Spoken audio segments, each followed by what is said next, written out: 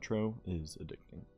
Ever since I was introduced to this game, I've pretty much played nonstop, which means I've gotten pretty good at this game. So good in fact, that I've achieved Completionist++, which is winning with every single joker on gold stake difficulty, 100%ing the game. With my hundreds of wins, I decided to compile some tips that I thought would be useful for newer players, more advanced players, and even the experts of the game. My first tip, and also the most important one, is managing your economy. Managing your economy is one of the most crucial parts of the game. It allows you to open any sort of packs that you may see in the shop, buy those crucial jokers that you may not normally be able to afford, and most of all, reroll the shop. One way to get your economy going early is to find a decent flat mult joker in the beginning, like the Gross Michael, which gives 15 mult, or the Popcorn, which gives 20 mult and loses 4 mult each round. Finding a decent joker like one of those will get your run all the way through the first or second ante, allowing you to save your money to ensure that you are hitting your interest cap and setting the rest of your run up with a healthy economy. This is what makes decks such as the yellow deck and the plasma deck so strong, and the black deck so hard. The yellow and plasma decks allow you to easily build your economy early and set up the rest of the run for success. Rerolling in the shop is an important part of the game because it allows you to search for the jokers that you need to take your mediocre, luck-based run and turn it into an absolutely dominant run.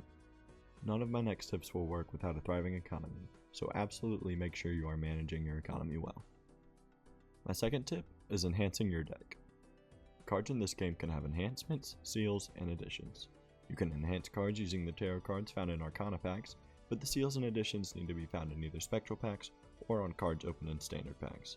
Each card can have one enhancement, one seal, and one addition. Each card cannot have more than one enhancement, so a stone card can't be lucky and vice versa. My personal favorite enhancement is the lucky card. Although it isn't guaranteed to give you mult, it has a chance to do that and also a chance to give you $20, which can really help boost your economy. My third tip, and also a very important tip, is fixing your deck. If you don't know what fixing your deck means, it basically means to make your deck exactly how you want it.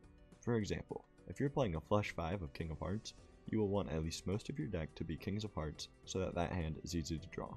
The best way to do this is to thin your deck, and the most consistent way to thin your deck is with the Hanged Man and Death tarot cards that you find in Arcana packs. The Hanged Man allows you to destroy 2 cards out of your deck completely, and the Death card allows you to copy 1 card into another card. Fixing your deck allows you to take some of the luck aspect out of the game and makes for more consistent wins and runs into late antes. My fourth tip is not being afraid to pivot your run to a better hand. This sounds kind of redundant, like obviously you'd want to play a better hand, but way too many times do people commit really hard to one hand type, even whenever they are offered an amazing joker to switch to. This is also why it is important to keep in mind that leveling other hands is not a bad idea whenever your hand type is not in the Celestial pack you just opened. My fifth tip is to rarely skip blinds for different tags. Some of the tags can be very enticing to newer players, such as the rare tag or the negative tag, but most of the time, especially in high stakes runs, it hurts you more than helps you. One of the most critical parts of playing Balatro well and consistently winning is the amount of money you have and the amount of times you see the shop.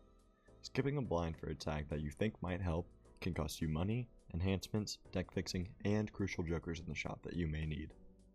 Typically, the only 2 tags that I will ever take are either the investment tag, which gives you $25 after you beat the boss blind, or the coupon tag, which makes the next shop free, and I will usually only take those 2 tags in the first or second ante to get my economy going. An exception to this tip is the Anaglyph deck, where skipping for a negative tag with 8 double tags can be incredibly good for you. My sixth tip is do not forget your joker order. More experienced players never really talk about this, but your joker order is important.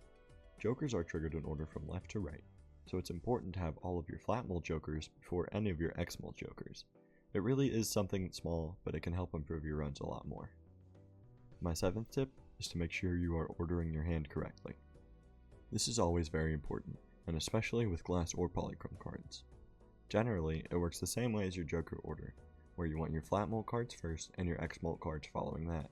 But, using jokers such as Hanging Chad, which re-triggers your first played card 2 additional times, you would want to play your glass card first so the times 2 mult re-triggers an additional 2 times.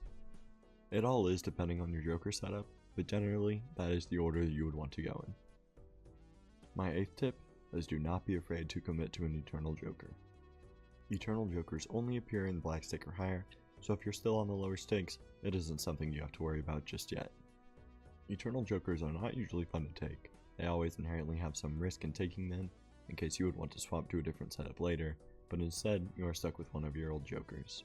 But if you feel like you need to take that joker to survive, don't let that eternal tag in the top left corner scare you. Take it and embrace it in your setup, and try and use it as much as you can. My 9th tip is to watch players who are better than you. During my hundreds of hours of playing the game, I also watched many hours of people better than me play the game, which really helped me improve a lot. I stream on my Twitch every Monday, Wednesday, and Friday, and post daily videos of my good runs on this YouTube channel. I typically commentate what I'm thinking on many of my runs, so they are great resources to learn how to play the game better. My last tip is just have fun. If you're struggling to get the results that you want, just remember that this game is inherently luck-based, and you will not get the jokers or hands that you need to win every time. Losing runs is inevitable. You just have to be able to click new run and start again and keep grinding. The more that you play, the better you get, and the more runs you will win. If the game ever starts to feel stale, try and win using different jokers than normal, or do the challenge runs. The challenge runs are another great resource in this game to help throw you into weird situations that you have to fight your way through. There are so many jokers in this game that allow you to win in so many different ways, and keep the game enjoyable for a very long time.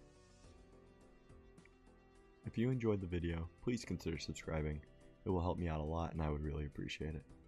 If you guys want more videos like this, please leave a like or comment letting me know, and I hope you guys enjoyed it, and I will see you guys next time.